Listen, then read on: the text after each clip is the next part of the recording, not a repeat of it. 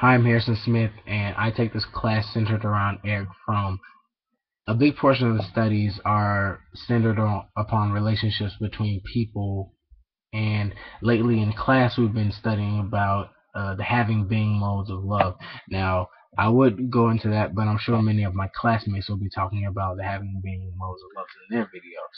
So today I want to talk about love as a whole, and rather than just analyze the relationships of love just as friends or anything to that matter, I wanted to talk about sort of marriage in a sense, but not marriage, because lately in class we've also been talking about divorces and how people of today are starting to get more divorces after whether it be short years of marriage or long years of marriage. It's just the divorce rate has gone higher.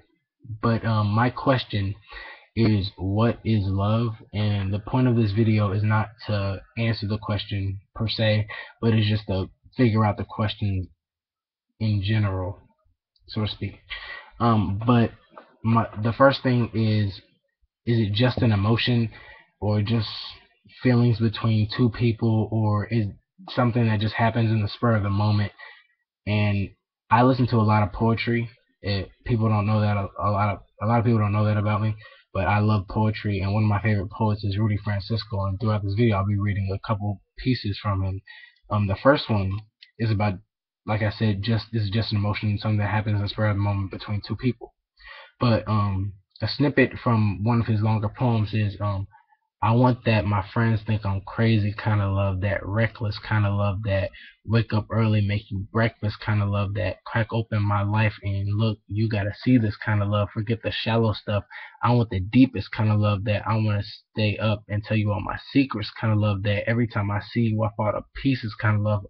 I want that stand next to me kind of love, that you are my destiny kind of love, that no matter what happens, you always get the best of me kind of love, that you get my heart and my mind, the world gets the rest of me kind of love, that invest in me kind of love, because you already know that I'm investing you kind of love, that you come home upset, you don't have to say anything, I already know what to do kind of love.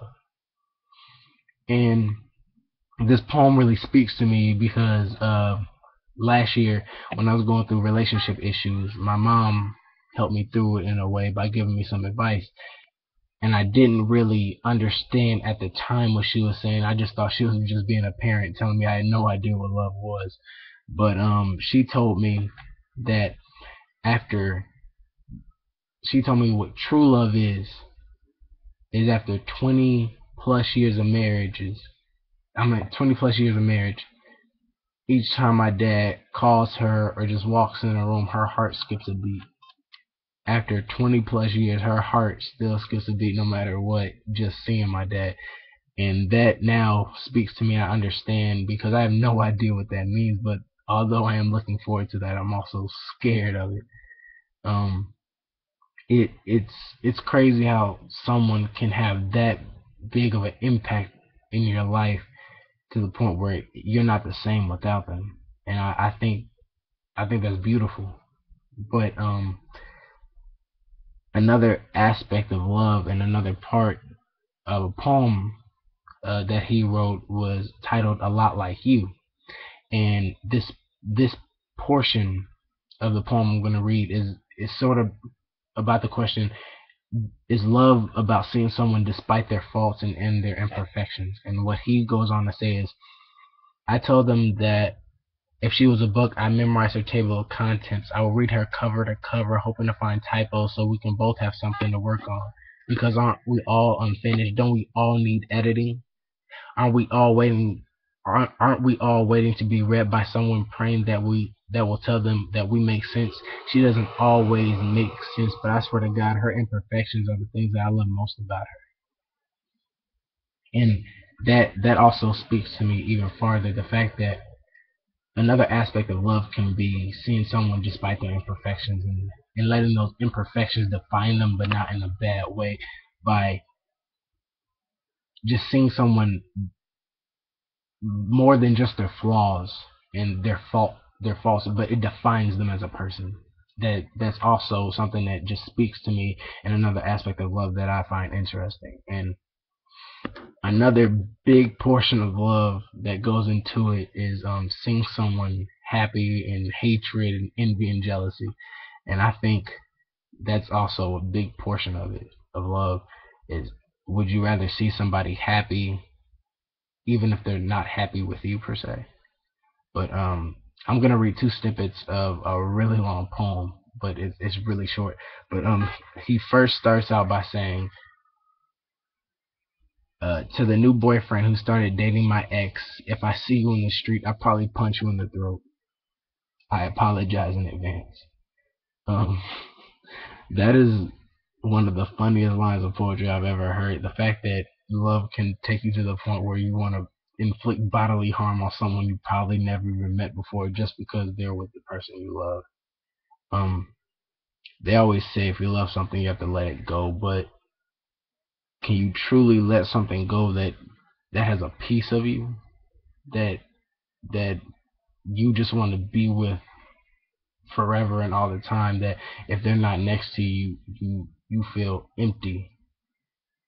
And another portion of his poem that is goes on to say, I treated you as if you were the last molecule in the oxygen chamber. I was good to you. And that part, that portion of the poem talks about how no matter how good you are to a person, that they can still leave you because maybe it's you, maybe it's them, but you never know. And you're gonna fault them for it, but maybe it's something you did, maybe you're hovering around them, but you don't know, because love love can't be defined. People are gonna go their separate ways, and that's how divorces happen. I think it's sad, but it's a part of life. But many people try to answer love by just saying it's just biology, it's just written in our DNA, it's just chemicals firing off in the brain, it's just strictly primitive. And if you have to define love as just something that's just a part of life or part of the DNA, it's just written in our body just from our past and our history, I think that's sad, and I think you truly don't understand love. But it's not me to cast judgment on you.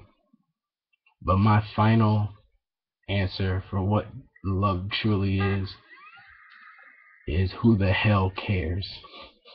I think we think way too deeply on what it is. I think we should just enjoy the people we're with and love them forever.